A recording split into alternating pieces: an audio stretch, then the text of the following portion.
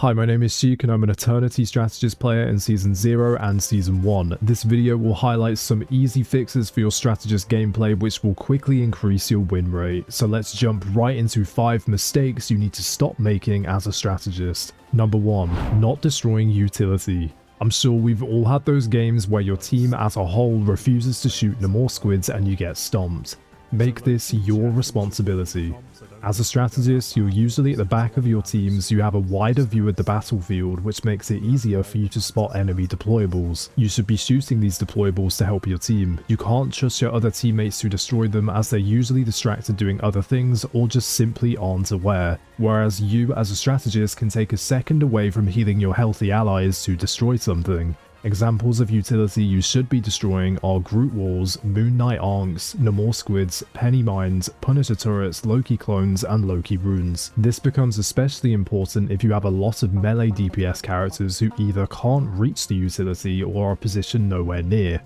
The only strategist that isn't great at destroying utility is Dagger, since her daggers deal little damage, but she can heal herself when she hits Namor Squids and Loki Clones, or just swap to Cloak to quickly destroy them. Mantis is probably the best choice for this since her core gameplay allows her to consistently auto-attack.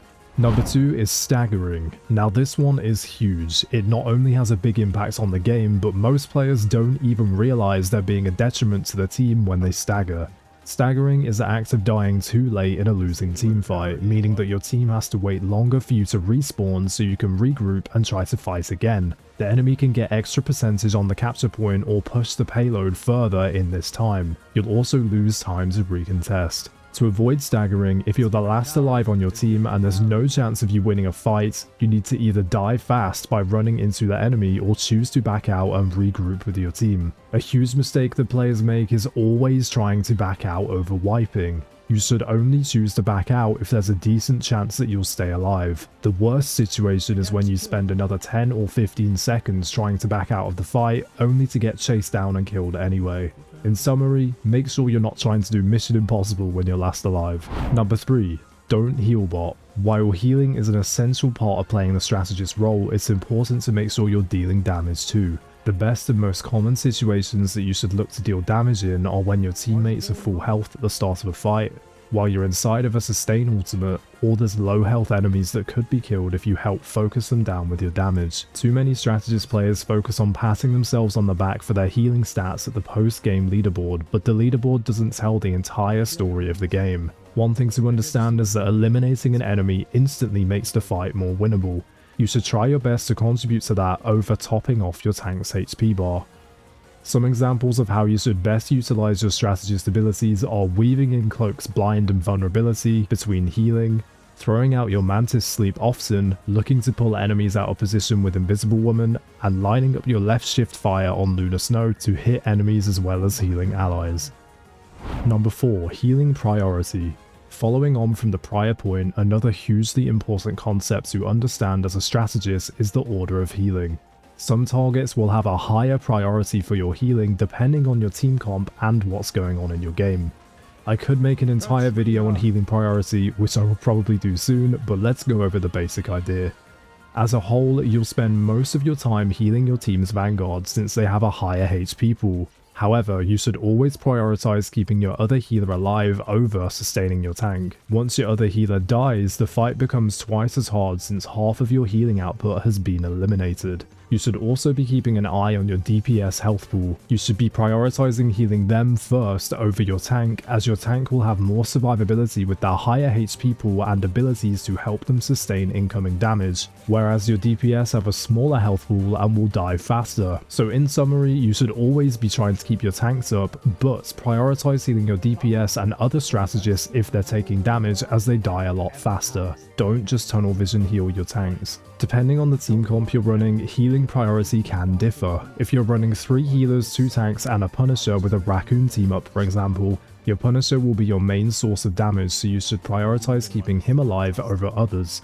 Since you have 3 healers, losing a healer in a fight would not be as detrimental to your team as if you lost the Punisher. And my final point in this quick healing priority lesson is dive characters. Just because they're far away from you or out of your line of sight doesn't mean you forsake them and let them die. Use what utility you have to keep them alive. For example, Luna's Snowflake, Mantis' Overtime Healing, Sue's Shield, and Dagger's Bubble can help increase your healing range for your diving teammates. While you shouldn't go diving into the enemy backline to heal them, don't just expect them to pick up health packs the entire game. Be ready to jump in and help them in battle. Number 5. Bad ultimate usage. There are many points to talk about under this topic, but we're going to focus on only 2 for now. Don't hold your ultimate for too long. 99% of the time you're not going to find the perfect time and place to use your ultimate, but there are lots of good times to ult. Make sure you throw it out and don't sit on it for too long. Your ultimate is your most powerful ability. The longer you hold it, the less ultimates are going to charge up in any given match. Make sure you keep control of the game and objective by popping your ultimate. While you should make sure that you use your ultimate, don't waste your ultimate. One huge mistake I see many players making is dropping their ultimate in teamfights that are 100% won and there's only 1 or 2 enemies remaining. If you see a bunch of your allies dropping their ultimates, you should assess how much value and how many picks they're getting before adding your ultimate to the mix. Many teams will drop 5 or 6 ultimates in a team fight, then the opposing team will win the next fight with ease because of this. Make sure you don't go overkill. So to summarize the 5 fixes that you should implement into your games: number 1, destroy enemy utility, including the More Squids, Loki clones, and Groot walls. Number 2, don't stagger your death. This will waste valuable time for your team to recontest. Number 3, look to deal damage whenever you can, and don't just be a heal bot. Number 4, prioritize healing squishier characters, don't just tunnel vision heal your tanks. And number 5, don't hold your ultimate for too long or drop it in teamfights that are 100% won.